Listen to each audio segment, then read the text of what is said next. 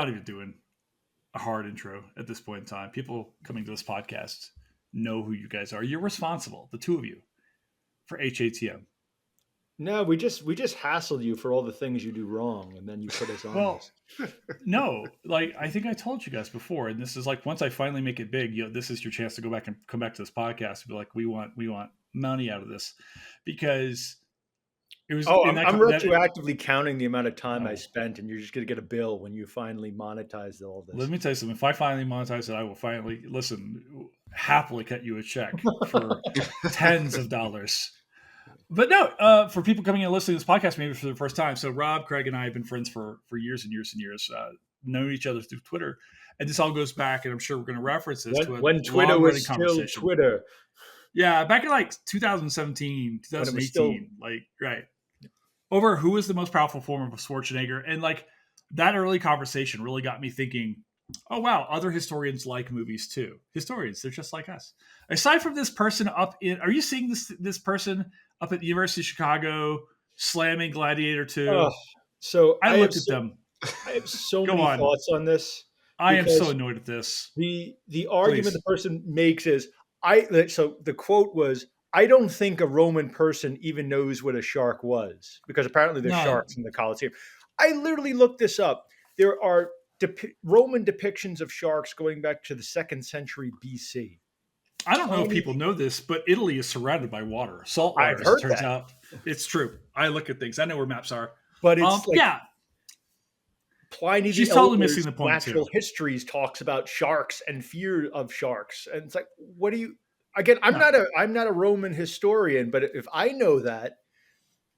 I will admit I did not see this, and I'm glad I did not see this on Twitter. You should be glad. It's making the rounds, Rob. It is, and essentially what you got is angry historians. And essentially what these news agencies did, they just found a classicist at some fancy school, Chicago, who apparently has never seen a movie before. Yes. Because that's not what movies are supposed to do. And there's a difference between, say, Gladiator 2 and Napoleon. Because Napoleon is like really trying to tell the story of Napoleon. And there's a difference between getting stuff wrong there and getting stuff wrong with Gladiator. It's like, oh, well, there were newspapers. Stop it already. All they're trying to say is like they're using it as a set pieces. It's not a documentary. Films are not documentaries. They are movies. They're stories. Yeah, but it was I think the person called it nothing but Hollywood bullshit. Whenever I hear stuff like that, it just sounds like bitter historian. Why aren't like 5 people buying my book? Totally. No, that. Look, I don't even want to say. I'm sure the person is not a person. I have no idea. I'm sure they're probably awful. No, I'm sure they're a typical historian. Yeah, I just spent a whole week with typical historians in Kansas City. For those of you who hung out with me, I love you guys. For those of you who didn't and aren't listening to this pod, so I get annoyed, but that's okay. Like it just seems to me like this person is missing the idea of what a movie is supposed to do and what a movie is supposed to be. And there are certain films that are trying to be historically accurate and miss the boat, which is Dix's Sharks. And then there are other films that are like, hey, playing loosely with history, and that's okay. And this is the latter. And you know what? I want to see a shark in the Colosseum. I want to see what that looks like. I didn't know about that, but now I want to see it. I want to see the rhino. I'm very excited about the rhino because the rhino was originally supposed to be in the first film. Yeah. Finally, the technology has caught up to us. And we segue this way by talking about technology catching up. So look at that. Do you want to do this? All right. So Craig, you came to me. It is the 40th anniversary of Terminator. That's what we're here to talk about tonight. It is a classic. I would dare say perfect film. It's definitely up there. It's hard to quantify because again, and we've talked about this before, I flip-flop depending on what day you ask me if Terminator 1 or Terminator 2 is the better movie. I have a solid answer on that. But I'll wait for Rob. You don't get Terminator 2 without Terminator 1. So I'm going to put out all my disclaimers. All views are my own and whatnot because places, where I work sometimes AI is and all sorts of things are being discussed about. So I'm saying all views are my own. I have no special knowledge of anything. I watched a lot of movies. Of the past or of the future. Right. Who knows? But here's what I'm going to say. Given all of the discussion about AI, about, cyber things, about hacking, about information, warfare, misinformation, all this stuff, I am going to go out right away. I'm going to throw this out there that right now, Terminator is the most important movie for our era because it speaks to all of these issues. Everything we're worried about has played out in the mind of James Cameron. The question is, are we smart enough to heed the message? I saw a thing the other day. There was a meme, right? Because all the Tesla robots are going on. Are you guys seeing the stuff like the Tesla robot or whatever will like watch you sleep? Because that's definitely what I want to have happen. And there was a meme of there's this of this dialogue between Sarah Connor and Kyle Reese in the film. She's saying robots can't do that, and he's like, no, they can't right now. Not for about 40 years. No, he says in 40. He goes in 40 years they'll be able to. We're 40 years. They called it.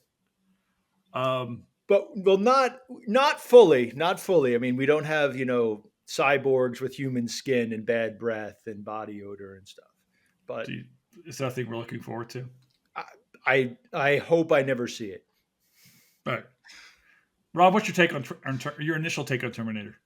I think Terminator is one of those films that is very much a genre-defining film in its own right. I'm a big science fiction fan, but I'm not a big fan of the subgenre of science fiction horror, which I think Terminator is very much part of. And yet it is such an effective film in how it not only uses Arnold Schwarzenegger as Terminator, but it uses him in a way where he is really terrifying on the big screen. Which, again, going back to Craig's point about Terminator 2, it is such a marked contrast in the two films. How, and I don't want to get too far in T2, but in T2, the first teaser trailer, you're not sure if he's still the villain or the hero because everybody still remembers the first Terminator film. And I think with this discussion, we should ask listeners to really just think, at least for right now, about the first Terminator film. Yeah, I agree. Terminator franchise looks very different if you just focus on that. It's a lot like Star Wars in that if you just think about Star Wars in 1977, it feels different from, say, including the rest of the franchise. I think Terminator, as Craig said, is a great film. It's a genre-defining film. And I think with all these discussions of AI, it's taking on a new light in ways that we couldn't have imagined in the 1980s or even 1990s. Yeah, listen, there's no way we can talk about Terminator without talking about Terminator 2 because it's very much that aliens exactly relationship. You could argue that either is not only, and they're both, and certainly it's weird because I think Alien is sci-fi horror, and Aliens is sci-fi action, just like the same with Terminator and Terminator 2. You have to do something slightly different because otherwise it's not it doesn't work. But the messages are completely different. In Terminator 1, yes, Sarah Connor, destroys the T-800. Yeah, she escapes, but Judgment Day is not stopped. Right. It's inevitable. Whereas Terminator 2 has the complete opposite message, and then they flip-flop in T3, and then we're not getting into, the rest. Listen, every time we start to talk about this, I'm going to invoke another film called Hot Tub Time Machine. When they're trying to figure out how to get back in time, and they're figuring out everything. And was it Craig? What's the comic's name? He's doing a big line of coke in the film. He's like, no, it's just like Terminator because they don't go back in time, and they never hook up, and then and so forth. Like, watch the film. It's a perfect recap of how this is the perfect example of time travel. To answer your earlier question, though, Craig, I think that this is.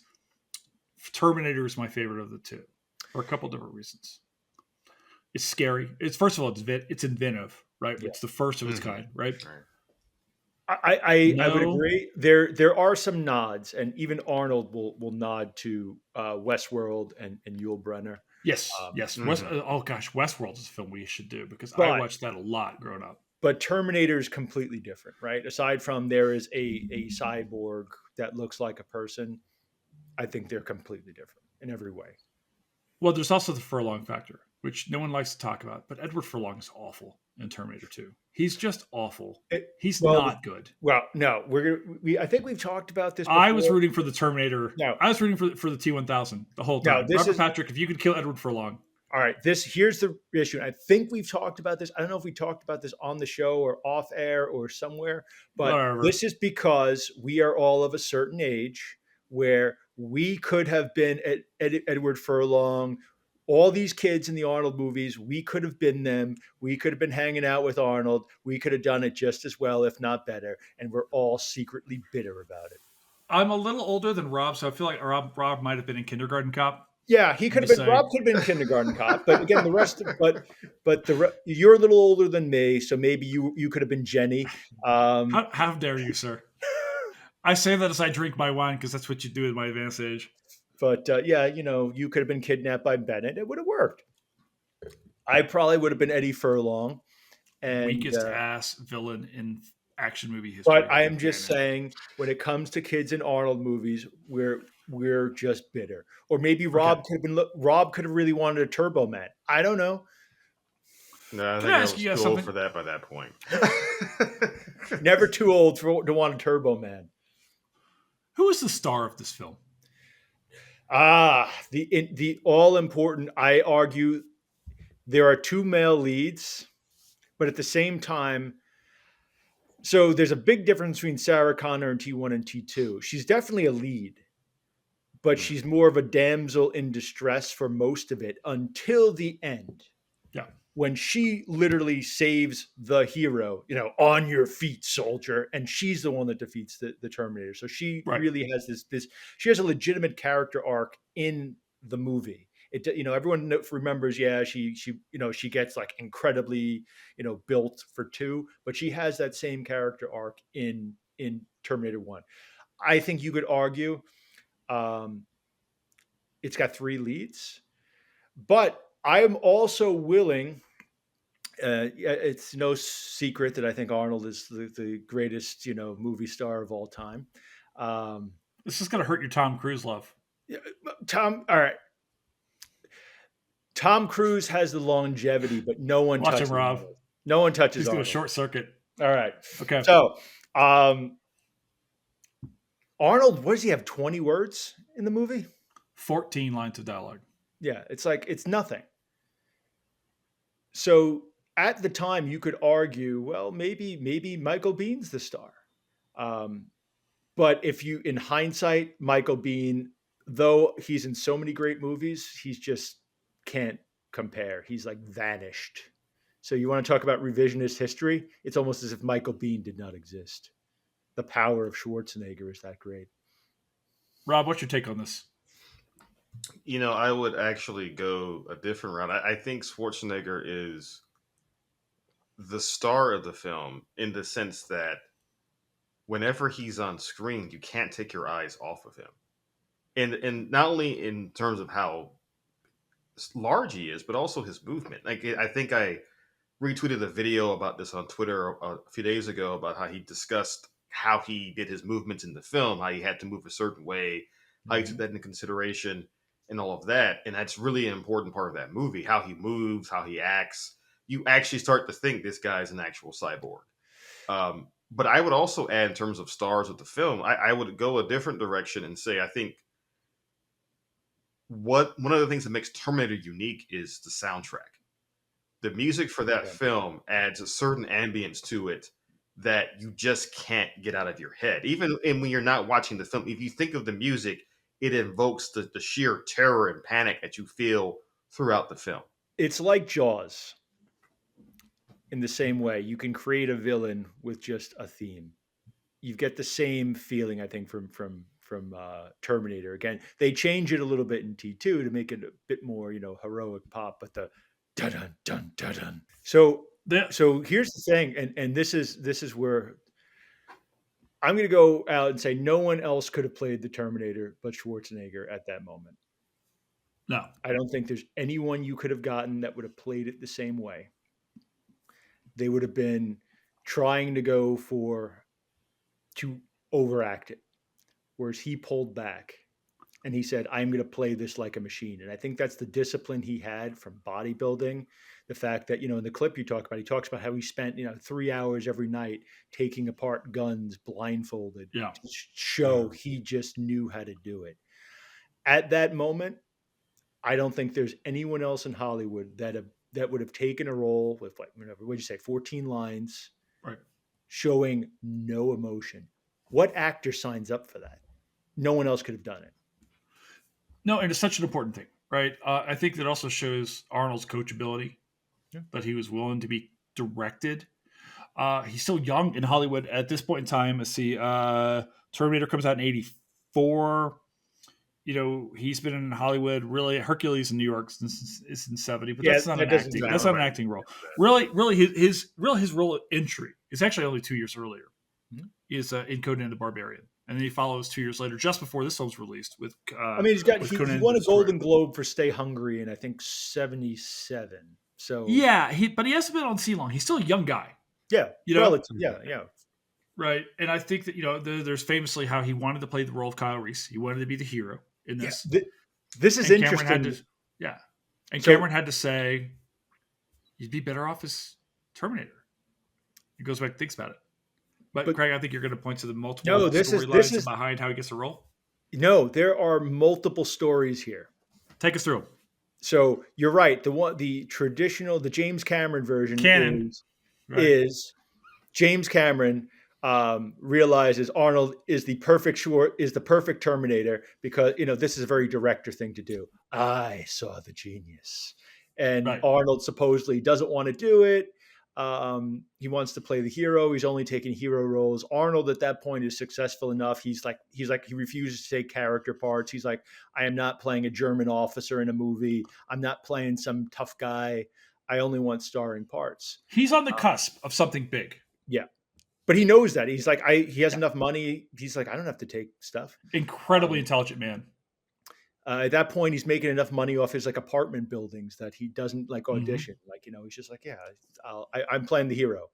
So eventually, he agrees, and even Arnold will admit to that. But there's also the older version of the story that Rob was talking about in this clip, where he's like, I am the one who was more drawn towards the villain. It was something different. I knew how to play it in a way that no one else could. And where there is some points of continuity is that Cameron agrees that when he was talking to Arnold for the Kyle Reese part, Arnold was so adamant about what type of person had to play the Terminator, and they had to do it in this way with this amount of discipline. And then that's where Cameron's like, yeah, it has to be you, or else we could have had O.J. Simpson. Right. And O.J., big guy, but nothing compared to Schwarzenegger. Or Lance Hendrickson, that was the original first pick, who ends up getting shot. Well, Hendrickson's got that much more of the Robert. You see the Patrick. That Robert Patrick, much more in that Robert Patrick mold, right? Where and you need. There's an important thing about the physiology of each character. In the T-1000 can't be just a bigger version of Schwarzenegger. That's not interesting. It's got to be a much smaller, lithe guy. But it's also that speaks about, think about the emergence of technology, how your cell phone gets smaller. So of course the earlier versions are going to be bigger and bulkier. Oh, that makes sense. And as they get perfected, they're smaller, they're sleeker. So I think that's fitting in very well with the sort of history of technology. Whereas I think where the Predator franchise has gone wrong is now we're going to have the Super Predator. It'll be twice the size of a regular. Could not agree with you more. Could not agree with you more. In fact, absolutely. I think the Predators should have just stayed with the original Predator. I saw. By the way, I saw a kid out trick or treating as Predator the other night. Well, he's doing a really bad job, then, isn't he? No, I saw him. Right. So I asked him, "Have you seen the original?" And he's there with his mom and his dad. His response: "What do you think? Tell me what he said." If it bleeds, I can kill it. No. He goes, my dad let me watch it. My mom wouldn't. Yeah. God bless him. There are still good men in the world. Rob, what are your thoughts? I want to ask you this, right? If we agree that nobody else could have played Schwarzenegger, I'm going to put you in your time capsule here. Could anyone else played Sarah Connor? Because we've seen other people try in the film since, right? We've seen a few different times. There was the TV show where a woman from Game of Thrones is on there.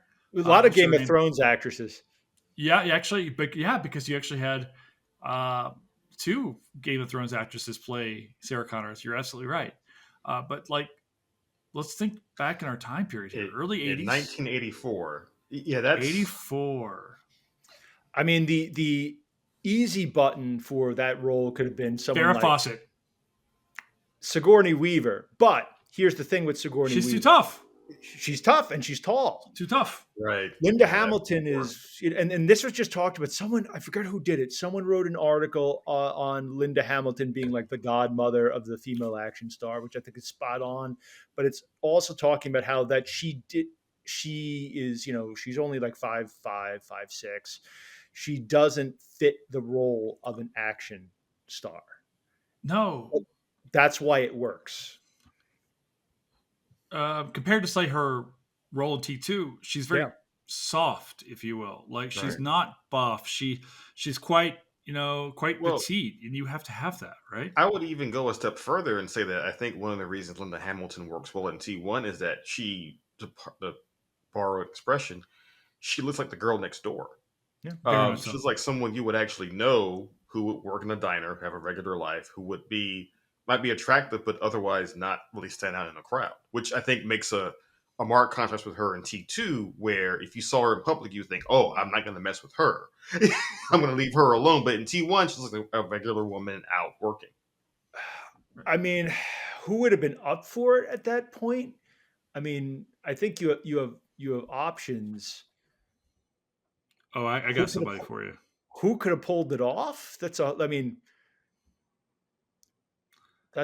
question. Who do you got? I got somebody. Hold on. I'm looking her up right now. Looking. You ready?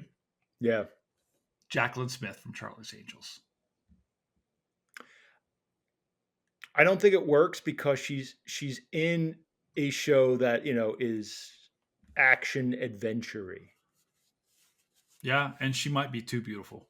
Like Rob was saying, like she was the Linda Hamilton's the girl next door. Jacqueline Smith's Charlie's Angels. Like she's gonna stand out. Like I don't know.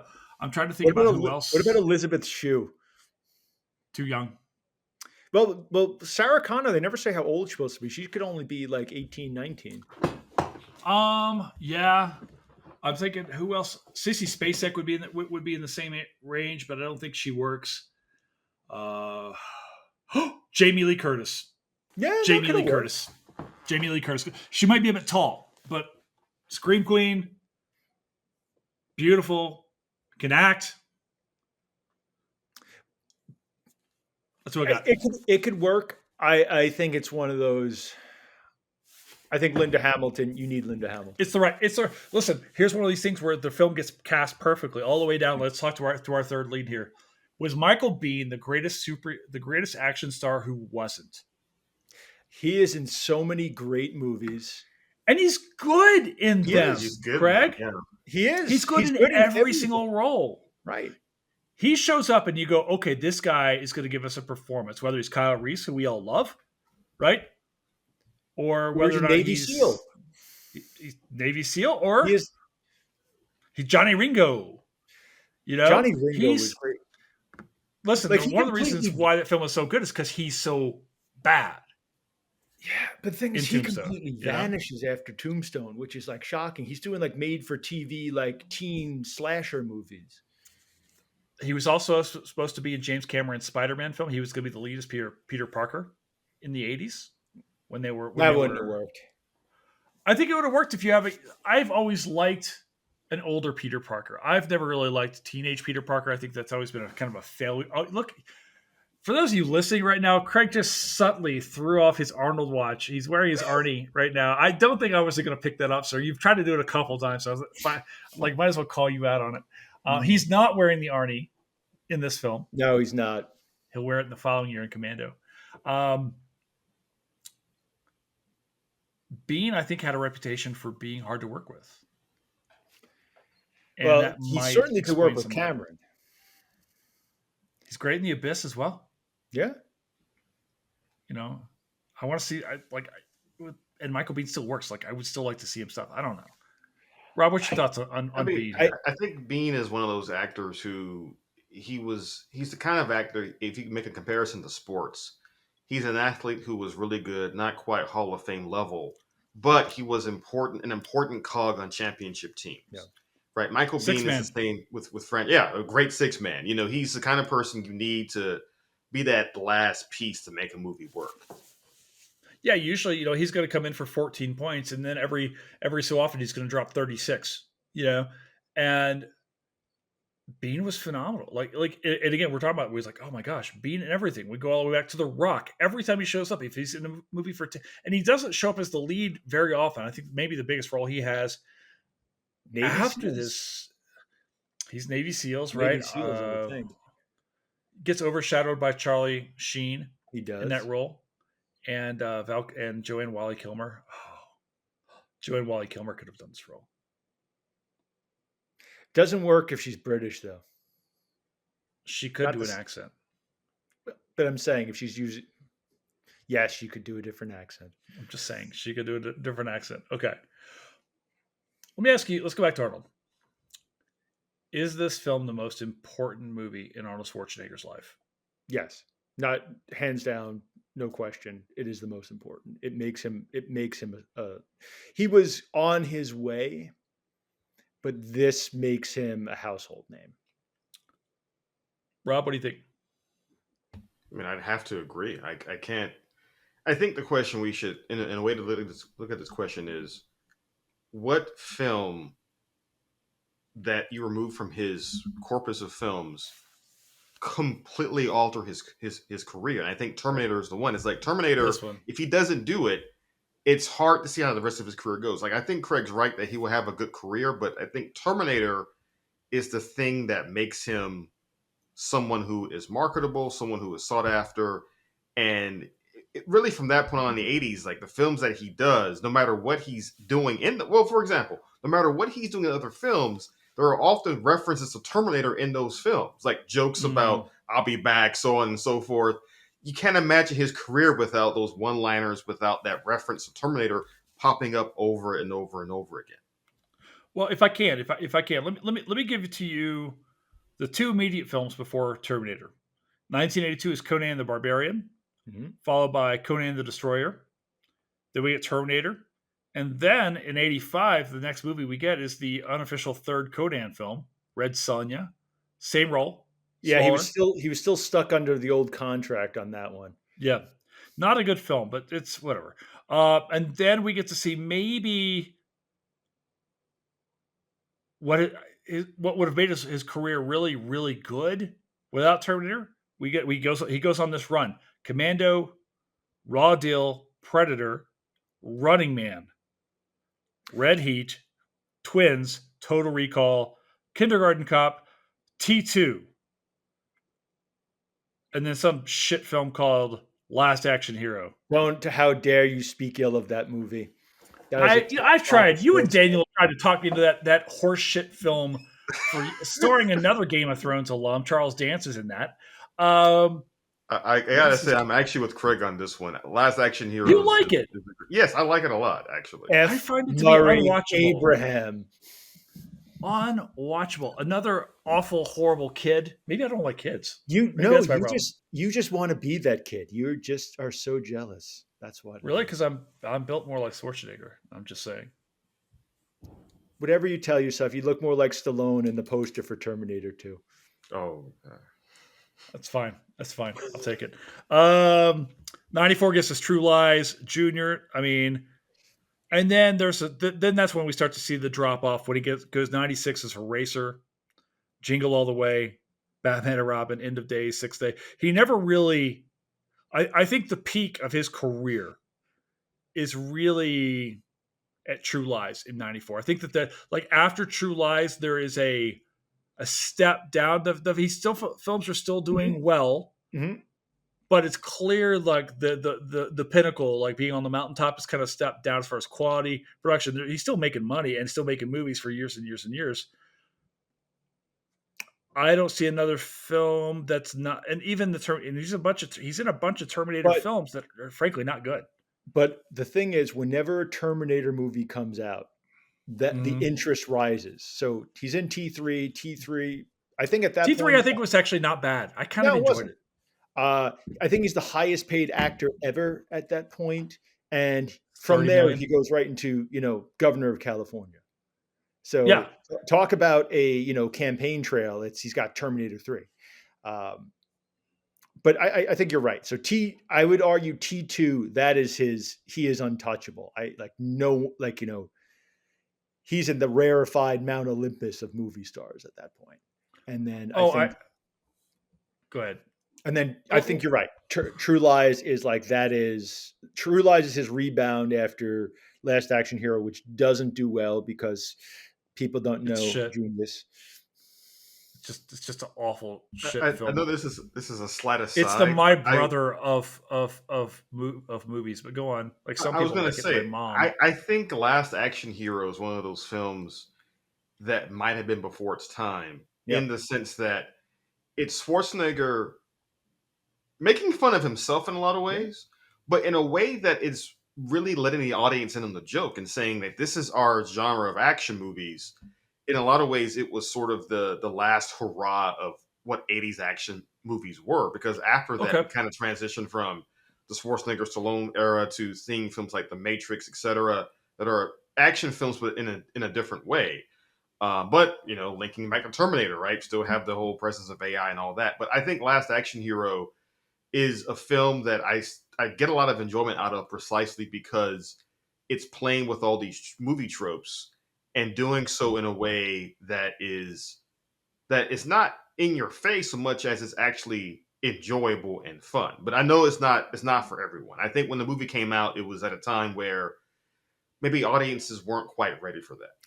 Yeah, but it's also everyone's expecting T2 level for everything he does at that point. Right. Yeah. All right. Let me ask you this.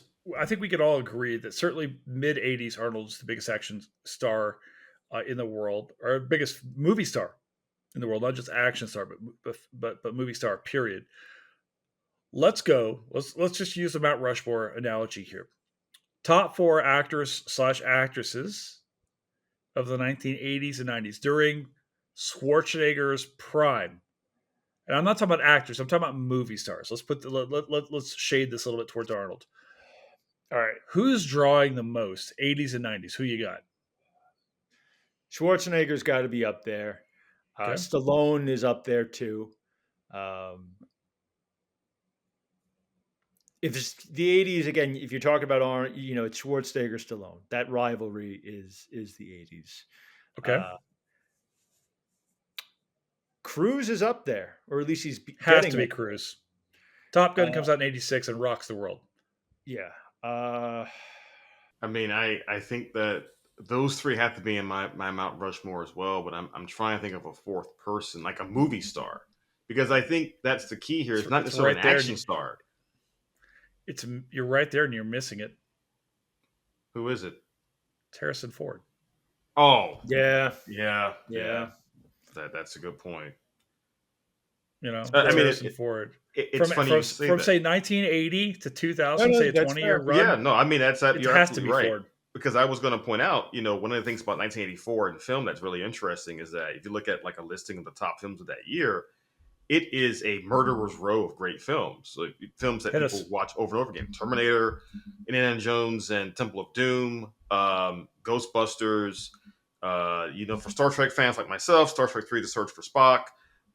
You've got you've got Police Academy, Footloose, Breakin', even The Natural, Purple Rain. It is a fantastic year for film, and that makes a Terminator all the more impressive because it stands out in that crowd. It really does, and it's weird because every time someone tells me The Natural comes out in '84, I'm like, that feels like so long. I always feel like The Natural is a more recent film. For some reason, I love that movie. It has one of my favorite movie scenes of all time when he hits the home run with the music. It's one of the glorious scenes in all of movies and in baseball, unlike my goddamn Yankees, who apparently can't play baseball when the World Series happens. So that was awesome. Thank you. I played as much baseball in the World Series as Aaron Judge did this year. So that was great. It doesn't hurt.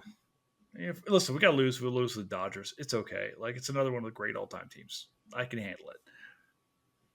They beat our ass. The Yankees play like shit. That Game 5 was awful. I want to say I'd like to give an alternate to Stallone because aside from Rambo and Rocky, right? Yeah, that's hard to do. You're right. You're right, Craig. You're right. But the problem is, it's like by 90, Stallone is fading pretty hard. Is he not? He is fading. I don't know that he carries from 90 to 2000. My thoughts. No, he's doing Stop or My Mom Will Shoot. Right. So I'm thinking Hanks may actually be maybe the fourth instead of Stallone. Not in the 80s, though. Yeah, I do. And here's why. Because in the 80s, Hanks is dominating with comedies, man. You've got Splash. You've got what was the one where they go to Peace Corps? You know what I'm talking about? No, there is Joe and the Volcano, but the best is the Burbs. Burbs is his best, but I don't think he's at the pinnacle. I disagree. I think if you put Tom Hanks' filmography in the 80s to 90s versus Stallone, here's what I'm going to give you. And let's not forget how massive Forrest Gump has not aged well, but 94, it's massive. Right. It's a massive. That's the 90s. Well, that's what we're saying, the 80s to 90s. So here we go. Ready? Splash in 84. Okay. Same year as this film comes out. Sure. It's another 84 film, Rob. Right? Volunteers, 85. Money Pit, 86. Dragnet, 87. Big in 88. Big was massive. The Burbs, Turner and Hooch in 89. Joe versus the Volcano in 90. League of Their Own in 92, Sleepless in Seattle, Philadelphia, Forrest Gump, Apollo 13, Toy Story, That Thing You Do, Saving Private Ryan, You've Got Mail, Toy Story 2, The Green Mile. So Tom Hanks in the 90s has got an all-time run. Will not you may argue that Tom Hanks may have one of the great runs of all time. Yeah, in the 90s. Absolutely. I'm just saying, 80s, so if you compare 80s and 90s, we're going this two-decade time period. If you're going 2 decades, I'll go Hanks over Stallone. There you go. I win. Rob, what do you think? I mean, I'm still thinking about. I mean, if you're doing the 2 decades, I think you might be right in terms of Hanks over Stallone. Except, I would say that Stallone had enough star power to where he was getting folks to see some films that were just not very good in the 90s. I mean, I like, for example, Demolition Man, with Stallone and Wesley Snipes. It is one of so bad. It is, but it's also a guilty pleasure film, more so for Snipes. Oh, absolutely. You know, more than anything else. Rob, what did you do with the 3 seashells? I should not comment about that on this podcast. But, I think Stallone in the 90s is also in an odd place career-wise because he does Copland, where he's trying to show he's a serious actor. Trying. And Copland's actually, I think, not a bad film, but a lot of folks felt that, it wasn't what they expected because half the folks went to see it thought it'd be like an action film. The other half were like, oh, it's different. You know who the best person in Copland is, don't you? It's Liotta. It's Ray Liotta all day. Oh yeah. It's why Ray Liotta doesn't become known as maybe one of the great actors of his time, because even in his time when Goodfellas comes out and Pesci and De Niro getting all the love, watch that movie and tell me Ray Liotta does not trump everybody in that film. And this is all love to that film because Lorraine Bracco is amazing. That movie is phenomenal all the way around. It's my 5th favorite movie of all time. But it's because of Liotta. He carries that film, and it's got the greatest fourth wall break in my mind in the history of film. All right, we're getting off topic. Too much on this mob movie. It's my pod. I can do what I want. We're moving back and forth in time, just like Terminator. All right, let me ask you this: what are your favorite parts of this film of Terminator? I mean, the easiest thing to say is it's whenever, I think Rob said it earlier, whenever Schwarzenegger's on scene, in the scene, you cannot look away. Okay. What I always found interesting is whenever, to me, just is personally, is when Bean talks about the future and what's happening. Yeah. And the sort of disbelief, that always found sort of compelling.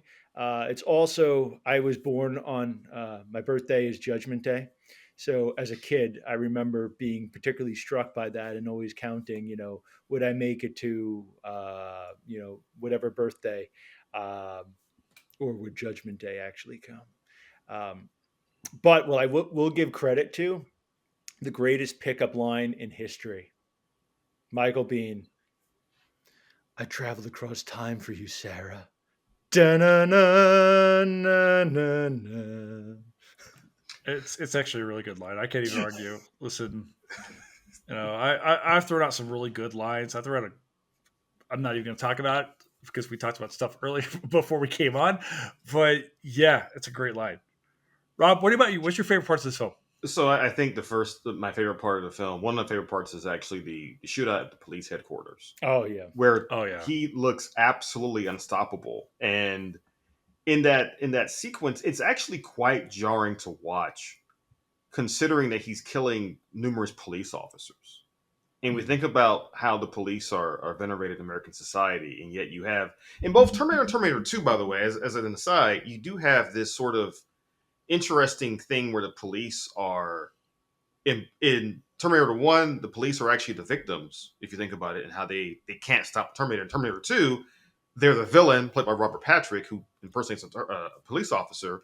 And it's been said that James Cameron did it on purpose because of, the Rodney King verdict and the LA riots and such, and critiquing police brutality through that lens. But I think the first Terminator film, when you see him, up to that point, you see Schwarzenegger shoot people and do all this, but that police headquarters scene where the police are getting everything they can to stop this one guy and they cannot do it really is quite breathtaking to watch. My other favorite scene in the film is when the Terminator is first injured and he has to repair himself in his apartment. And, it's a sparse apartment and he's trying to fix his arm, he's fixing his eye. And it really gets across the cyborg nature of the Terminator with, I think, some really creative special effects and creative camera work to make it look like Schwarzenegger is poking his own eye out in the process of making these repairs. But it gets across that this guy is a killing machine, but he has to also fix himself in a way. Again, going back to what Craig said earlier, if it bleeds, we can kill it. Here it's, well, if the metal's exposed, we might have a chance. But those two scenes for me just really evoke how unstoppable, how inhuman the Terminator is in that first film. Yeah, it's for me. It's always that first time we see him. He zooms in, he's completely naked, and it's just like there he is, right? Just this complete. You know what I mean? It's this a nice night for a walk. Form. Yeah, right. Do we have to kill? Do we have a moment for Bill Paxton? Well, Bill Paxton is the only person to be. He's killed by a Terminator, an alien, and a Predator. Yes. Right? I think he's the only one to have that honor.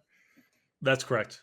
He's run the holy trinity of deaths in films. I mean, God bless him. I love Bill Paxton, man. He was so much great.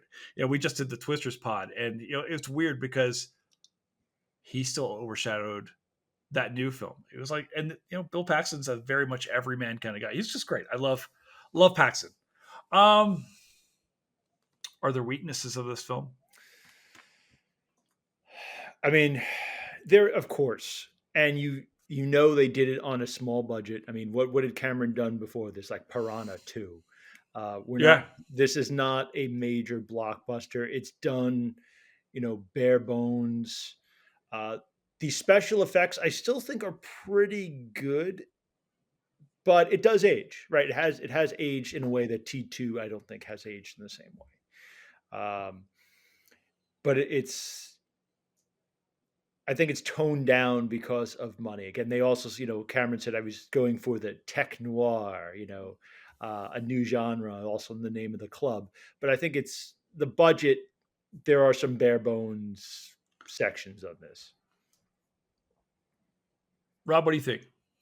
I think it ages it's aged the same way that some of the classic horror films of that era have aged, in the sense that yes, there are some parts that are again that the small budget really shines through, but you're willing to live with that. because I agree. the action is great, the acting is great, and I think in particular, I think for me the part that in terms of special effects has aged the most is at the end when it's the Terminator's just like the metal skeleton. Yeah, the That's it. clay And motion. it's Right. clear stop motion. And yet, even in that context, it actually works because it I gets totally agree. across this is an actual machine. And so the Yeah. stop motion actually works in that context. You understand what it is, and it looks outdated to us now, but it still works. It's actually quite creepy to see in the shadows in the dark against the fire. You know, if I can come back to this, I think that one of the strengths of this film is actually the fact that it was made for a relatively low budget. Yeah, that's fair. Because with really, and I don't think there's any doubting that James Cameron is one of the great filmmakers of his time, of our time, and I think that part of the reason why we know this is because the lack of budget means you've got to get creative. Yeah. A great example of this is the most recent Godzilla -1 film, because very limited budget with that film. You've got a very talented filmmaker and talented cast, right, and people around them who have to get creative in the ways that they tell this story. You know, Godzilla -1 is a Godzilla movie with no Godzilla. I mean, it's just not, he's not really even there. And it's brilliant because they build the story around the threat of Godzilla. We don't see the Terminator that much. And Rob, when you were saying much earlier in this pod tonight about like you can't take your eye, when Terminator's on screen, you can't take your eyes off him. And I think that actually the inverse is actually true with this film. I think that when Terminator is not on screen, you're constantly going, "Where's the Terminator? Right. Where's he going to? When is he going to show up?" It's like Poochie.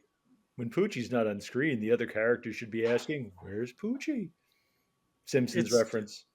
Yeah, I have no idea what you're talking about, but that's good. Rob, I like you get it?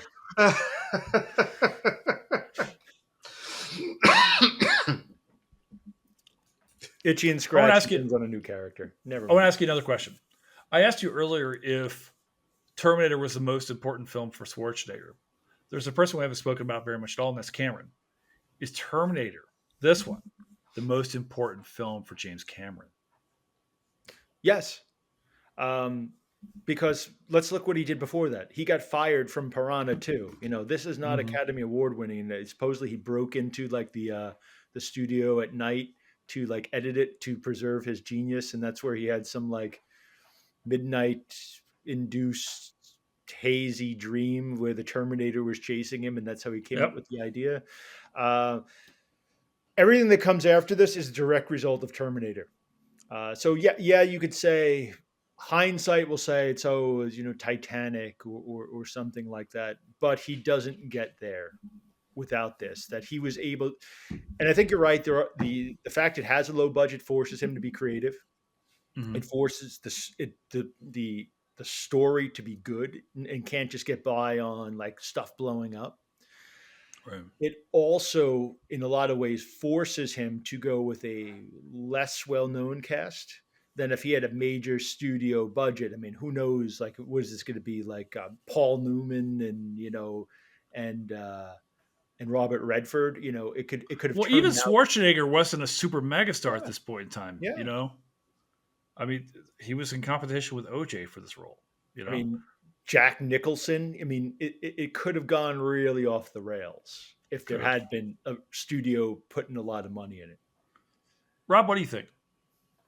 Oh, without question, I think this is a big film for Cameron, and I think tonight we've made, I think, a sensible case for this film being one of the most important films from the 1980s and early 90s. Because if you think about the impact it has on Schwarzenegger and Cameron, then you think about the impact it has on Hollywood as a whole in that time period.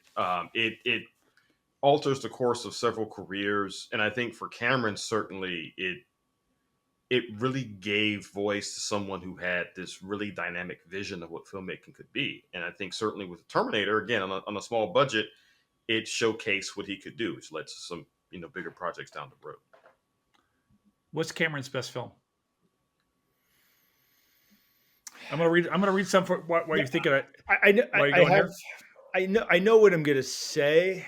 I think I know what you're going to go with too, but let me throw some numbers out here for our listeners here who might not be familiar with Cameron's filmography. Okay, we got Terminator in 84, Aliens in 86, The Abyss 89, T2 in 91, True Lies in 94, Titanic in '97. Avatar comes in at 2009. So there's a big layoff between Titanic and Avatar. But We yeah, he get the was doing second Avatar film in documentaries then, 22. right? I'm sorry. He was doing documentaries. He was doing Yeah. documentaries, and to his great credit, Cameron is this kind of guy who I actually like very much because he's like, I'm curious about the world. And I've done these things. I want to go see what's out there. I think that's actually a very Remember when he also interesting produced, thing about the guy. he did the his dive for the Titanic or the Lusitania or something. And then he followed up with "We have discovered the body of Jesus." That like he produced it for like Discovery Channel or something. It aired like once and then it was gone. He has, and look, he's according, and I've got Wikipedia directly from me. He's done a lot of other things as well. He is an uncredited rewriter of Point Break. Of course, he was married to Catherine Bigelow as well. James Cameron, one of his great feats is actually marrying half of the women in Hollywood. I think that's actually really impressive. But yeah, he did Cirque du Soleil, Worlds Away. He was a writer and producer of Alita, Battle Angel. Producer of Terminator Dark Fate, and he producer what else do we have here? He's got a bunch of stuff. He was the writer of Rambo First Blood Part 2 in '85. So he's done a bunch of stuff, but his best film, when you look at it, go, what film is James Cameron? When you think about who is James Cameron as an artist, as a director, I'm going to ask you to pick one. What's the Cameron film you're going to say this is Cameron? This Terminator 2. Why? Because it's got all the cutting edge special effects, but it's still it's got all the whiz bang. It's got all the big money. It's a summer blockbuster, but at the heart, it's a good, compelling story. Yeah. Rob, what do you think? Yeah, I gotta agree. I think it's Terminator 2 because I wanted to argue Aliens, but I gotta say Terminator 2 because it has, as Craig just said, that great mix of special effects, of action, and having a genuinely good story. And I will just say this as an aside, even the cutscenes for Terminator 2 are very well done. Yeah. If you ever go on YouTube and watch them, like the scene where they actually removed the chip from the T8 Terminator's head, and they change, and it's actually like an important part of the film that gets cut out, but it's implied later on that the reason he grows as a machine to like an understanding emotion and the like is because they removed that chip, and he starts changing after that. Even the scenes with like Miles Dyson and his wife are actually pretty fun to watch. I sometimes joke that it feels like we're watching somebody, like a sitcom, get put into an action movie with their scenes. But it's such a great film in how it balances everything. In a film like that, it could very easily have lost balance in terms of special effects, etc. We're just saying his first Terminator film is great because it has a low budget. The second one, it shows that he can use a big budget effectively well. So I think it's his best film for all those reasons. So yeah, I have to agree with you guys. Go ahead. Yeah, so this is the question I have. I haven't heard an answer to it. Do they purposely make Miles Dyson's middle name Bennett just so Arnold has to say Bennett? This is the question that keeps me up at night. I have to imagine yes. I want to go back actually because Rob, you're talking about how well the film is aged. I continually see memes. I saw one on Instagram the other night where in T2, Arnold's doing the thing where he takes the skin off of his left arm. It's like cutting your arm up to prove that you're not cake, even though someone when no one asked. All right, I want to compare this film to another film, Terminator versus Alien. What you got? Oh, so I think they're similar in a lot of ways in that they're sci-fi. They're sci-fi horror. Absolutely. They're different types, right? So Terminator is more like the slasher movie, like serial killer, because he's you can make an argument that this belongs in with like Friday the 13th and or Halloween or whatever. That's why Jamie Lee Curtis, maybe could have worked, but he's literally going through a phone book, and killing women with the same name. And they even like say, it sounds like a serial killer thing. Oh, it's a full moon out. Whereas Aliens is sci-fi horror, but it's a monster movie. So they're not dissimilar, but uh, the reason I think Terminator is more compelling and I would argue Terminator has the more cultural resonance because it happens on Earth. It's recognizable to us. And the idea that, if we saw an alien, on the street, like, alien type alien, we'd figure out that's pretty weird and someone would shoot it. You probably should shoot it anyway, but go on. But a Terminator, we could have Terminators next to us right now, and you'll never know. That's the beauty of that storyline. I love that the little bit where Kyle Reese is talking. It's like the first ones didn't look right. Yeah. Right. And then, and then they finally got them. Rob, you were going to say? Well, I was going to say, I think Craig's spot on with that analysis. I would add, however, that I think one thing that makes the two films similar is what they say about the state of science fiction in the late 70s and early 80s, where you're starting to see more and more pessimism about the future, right? Terminator is, of course, the future war. And I think the irony of that film is that there are many online Terminator fans who say we want a film just set during the future war. We got that with Terminator Salvation, and folks weren't entirely happy. But I think the earlier films worked because you only saw bits and pieces of it, and they got across just how desolate the future actually was. And Alien, released in 1979. I think that's also compelling because, unlike, say, Star Trek or other space-based science fiction franchises, Alien really makes space seem almost mundane. I mean, it's basically like a group of truckers out in space just hauling stuff. No, I'm serious. That's what they're doing, and that's what they are. Space road truckers. Yeah, they're just the history doing up. And Harry Dean Stanton is in that movie. Right. It's everything you need to know. Yeah, and I think in both franchises are really critiquing the usual hopeful optimism about the future, and I think also what makes the two films so important is that because of that they still continue to have a huge influence on the science fiction genre even today. With Terminator, you cannot think about films about AI and machines without inevitably referencing it against the Terminator franchise. But it's not even movies. It's mention AI. Everyone will go, well, what about Terminator? So how far can we go? What happens if the AI becomes self-aware? And Terminator did that. I was literally at a conference last week at my university, a conference on English language pedagogy and teaching in the classroom. And there's a whole session about AI, and we're making jokes about the Terminator in that session. So you're absolutely right. So whenever someone again talks about AI in teaching or grading or whatever, or AIs are whatever, I always ask, did Miles Bennett Dyson write this? That's where my head goes. And the thing is, we are wrestling right now with these very questions. Like somewhere out there is a Miles Dyson, someone like that, who is working on cutting edge technology that doing it for all the right reasons, hopefully, but you don't know how it's going to turn out. And I think Terminator brings up important ethical questions that we have to ask. How far can we go? It's sort of like war games, right? The idea of keeping a person always in the loop, making sure that decisions are always made by a person, not by a machine. But then I think that is something that's shaped by it. You could argue war games too, but I think Terminator does that more specifically. Like, look, that machines do not have ethics. They do not have morals until you get to T2 when Arnold needs to be the hero and they can learn. And then they could love. All right, I want to ask you this.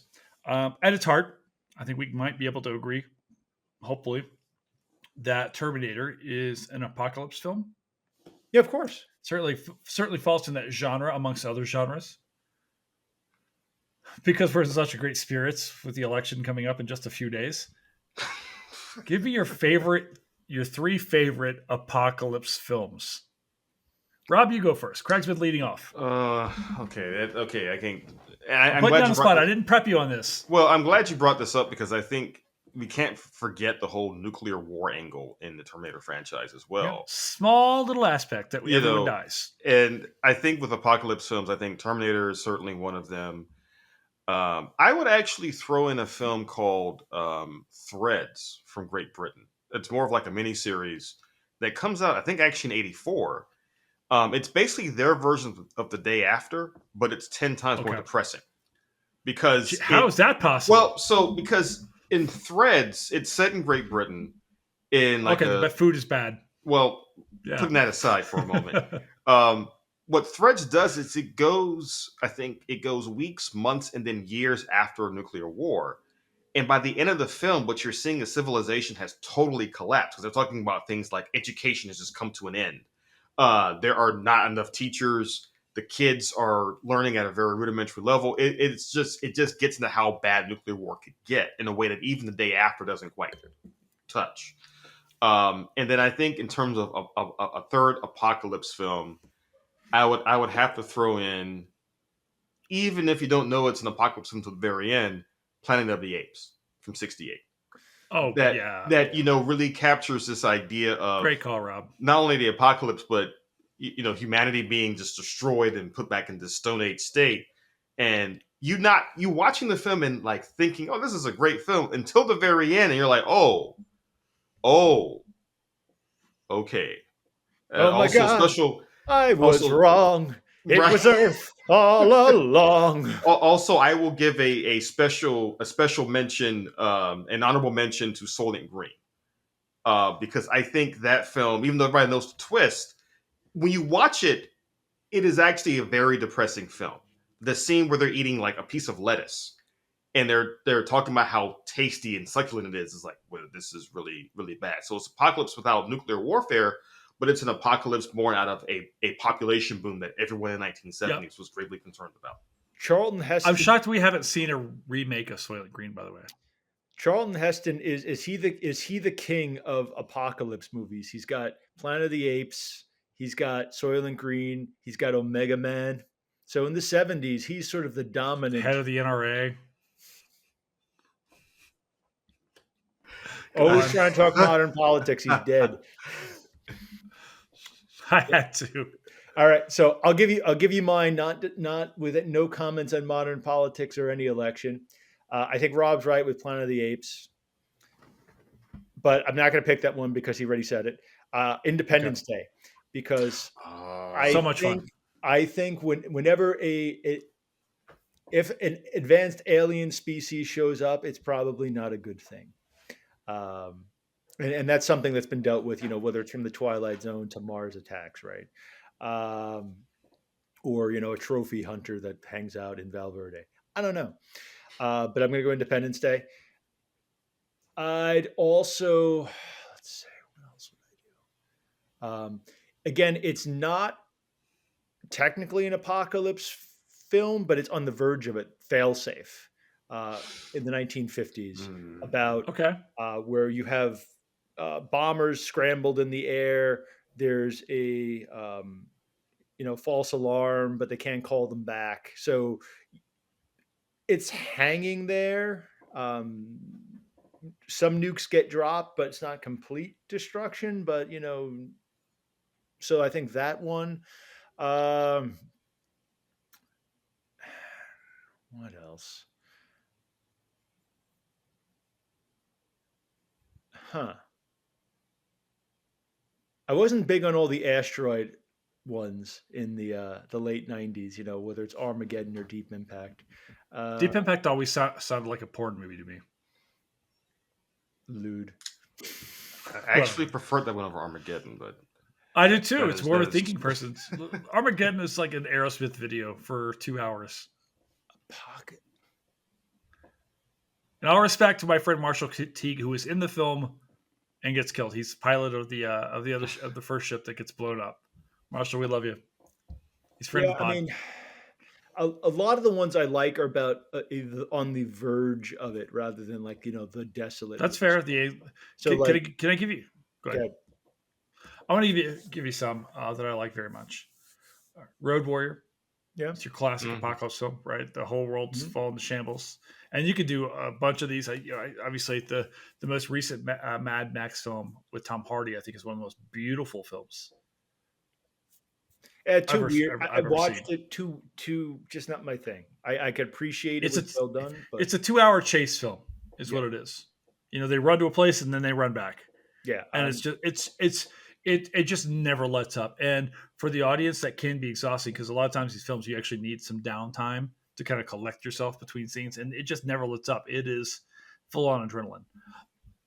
Similar to Road Warrior, there's a film in 1987 called Steel Dawn, starring Patrick Swayze. Do you know this movie? Yep. Direct to video. I've got it in front of me. Budget of $3.5 million. Box office, very specific, $562,187. I remember watching it on video years and years. I haven't seen it forever. I would love to watch this again. I've seen it one time years ago, but it's in my head. I love zombie films as apocalypse films. So I'm gonna go. We just did a zombie film on this pod, but I'm going to say 28 Days Later is a really good one to do. I'm going to throw another one because again I just forgot it. You just triggered a memory. Shaun of the Dead. There you go. So I mean, I will throw in one more honorable mention going back to alien invasion films and going back to the large theme of the podcast this evening. War of the Worlds from 1953. Because that was one of the earliest examples of aliens coming to Earth, blowing everything up. And the Cold War context is really important because in the film, and this is always jarring to me, they actually use World War II footage to showcase some of the devastation around the world. But you see the American military just getting annihilated throughout the film on our own soil. And again, the ending, it takes on H.G. Wells' ending of bacteria killing the aliens to making more like God basically killed the aliens. So it's again that Cold War context, but that 1953 War of the Worlds. You think God has cooties? So I did not say that. I'm simply saying that the 1953 War of the Worlds film is another great example of this genre that we're talking about. Because in that, by the way, in that film and also Independence Day, the irony is that nuclear weapons don't save us. Mm-hmm. Right. So that's they do annihilate Houston, which isn't really a bad thing. In Independence Day. I mean, we get rid of Texas. That's, Either way. All right. Let me ask you this.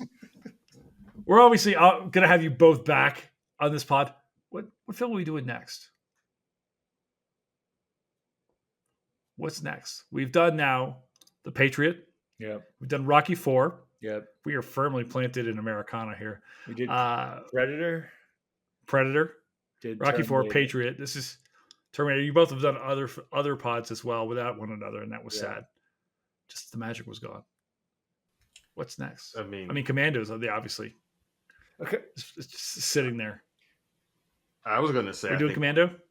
Commando, obviously, but I think at some point maybe True Lies. That has not just let's do True Lies next. The True Lies. True. Again, I have a whole theory about True Lies. How True Lies shows America at the peak of its power. So I have a whole theory about this. Don't ruin the pod. Actually, no, I'm not going to say another word. All right, good. Craig Smith, Robert Greene. We'll be back. Just say it. Just do it. Go on, Rob. Give it to us. Let's hear it. Well, we'll be back. Rob's like, I got nothing else going on. I'm in. Just do it. Go on, Rob. Let's hear it. One more time. We'll be back. We'll be back. I know. I travel across time for you guys. Okay, now it's time for somebody to let off some steam. All right, let's just. Bennett. Before we end, random crossover. CM Punk, the wrestler. Rob sent this to me. He and his wife, former wrestler AJ Lee, now AJ Mendez, their Halloween costume was Bennett and Jenny.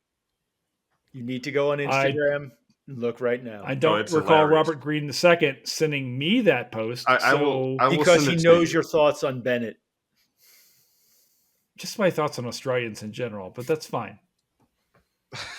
Bye, guys. See ya. Have a good one.